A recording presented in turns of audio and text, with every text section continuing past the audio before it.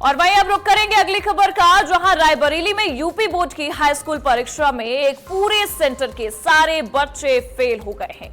ये बड़ी जानकारी, जहां आपको बता दें स्कूल की गलती से सेंटर के सारे बच्चे फेल हुए हैं। बच्चों के फेल होने का कारण उनके स्कूल की गलती ही बताई जा रही है। स्कूल की गलती से हाई स्कूल में पढ़ने वाले 76 छात्र मायूस हुए हैं। मामला अटौरा के कलौली स्थित सर्वोदय इंटर कॉलेज का है। दरअसल यहां पंजीकृत हाई स्कूल के सभी छात्रों के प्रयोगात्मक परीक्षा के नंबर बोर्ड को गलत कोड से भेज दिए गए।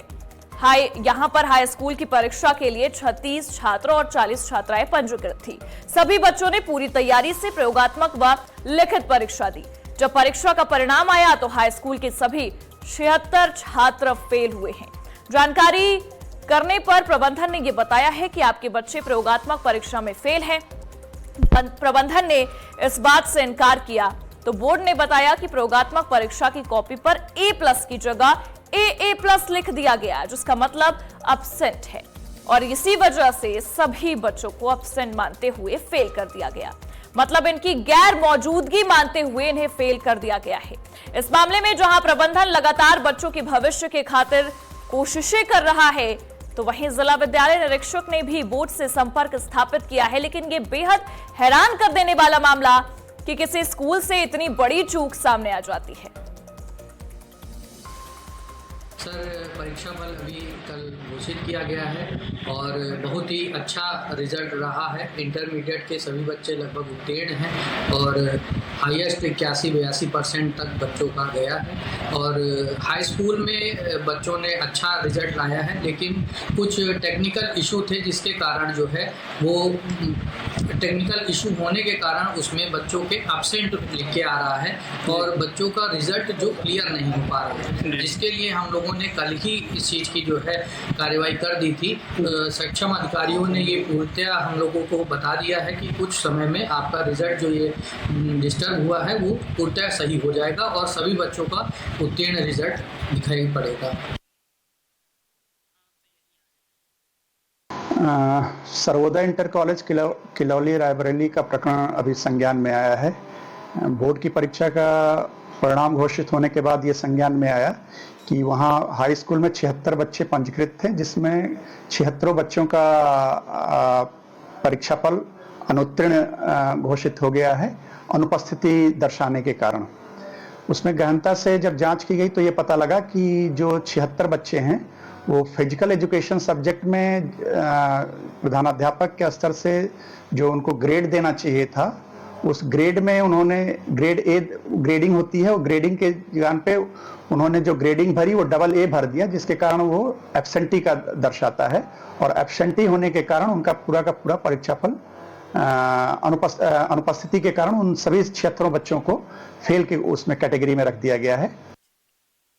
कंधों पर बच्चों के भविष्य संवारने की जिम्मेदारी हो, अगर वही लापरवाही कर दे तो सवाल उठना लाजमी है।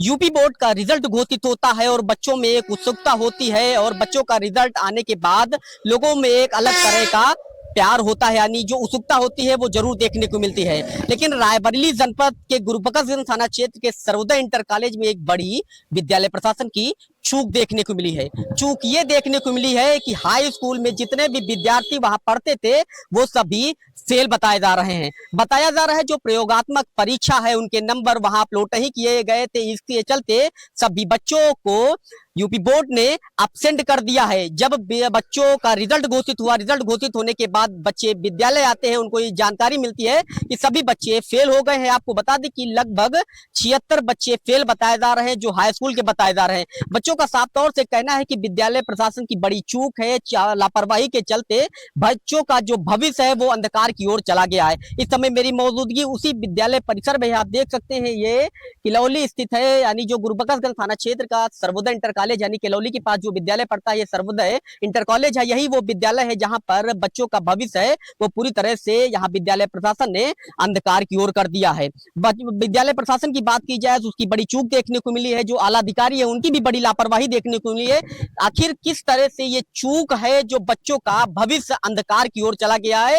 हालांकि जो विद्यालय प्रशासन है वो भी दावा करता है कि जो नंबर है वो बदलवाए जाएंगे, लेकिन बड़ी चूक ये देखने को मिली आखिर जो विद्यालय प्रशासन है वो किस तरह से काम कर रहा था या किस तरह से काम करवा रहा था, वो भी एक बड़ी लापरवाही। क्या जो बच्चे उम्मीद के साथ आते हैं विद्यालय में ताकि उनका भविष्य सुधरेगा और उनका भविष्य बेहतर होगा, लेकिन विद्यालय प्रशासन की एक चूक के चलते जो यूपी बोर्ड यानी 10th के जो बच्चे हैं वो सभी फेल हो जाते हैं। हालांकि जब रिजल्ट आता है तो उसके बाद बच्चे विद्यालय आते हैं, विद्यालय में विद्यालय प्रशासन जो स्टाफ है वो स्कूल बंद करके बाहर चला जाता है और बाहर जाने के बाद जो यहाँ के विद्यालय के जो बच्चे होते हैं वो आला अधिकारियों के पास जाते हैं, अपनी गुहार लगाते हैं ताकि उनको कुछ आश्वासन मिल जाए। हालांकि जो डीआईओस हैं वो भी आश्वासन देते हैं कि सुधारने का लगातार प्रयास किया जा रहा है, लेकिन सबसे बड़ा सवाल यही निकल के आता है जिस तरह से विद्यालय प्रशासन से ये चूक होती है, ये भी जो बच्चों का भविष्य कार अंधकार की होता है, इस पर जो आला अधिकारी हैं वो क्या कार्यवाही करते हैं। हालांकि अब देखना यही तय करेगा, जो विद्यालय प्रशासन है, जो डीआईओस है वो भी दावा करता है कि